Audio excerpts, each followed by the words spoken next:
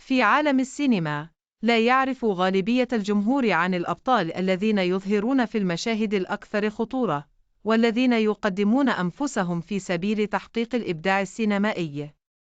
هؤلاء هم الدوبليرات الذين يتميزون بشجاعة لا مثيل لها، حيث يقومون بأداء أصعب المشاهد بدلاً من النجوم المعروفين. من بين هؤلاء البطل الناجي محمد، الذي عُرف بعد أن حل مكان الممثل الشهير سراج منير في العديد من الأفلام.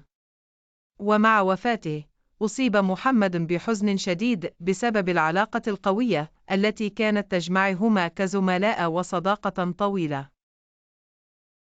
كما يبرز اسم حسين صابر، الذي قام بدور الدوبلير لفريد شوقي في مشهد خطير أمام الأسد، ولكن للأسف انتهى الأمر بموته إثر هجوم الأسد عليه بشكل غير متوقع.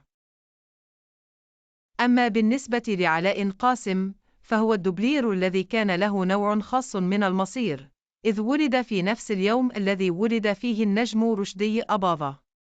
ظل علاء يؤدي الأدوار الشجاعة لسنوات، حيث أضفى لمسة من التشويق والإثارة على الأفلام التي شارك فيها.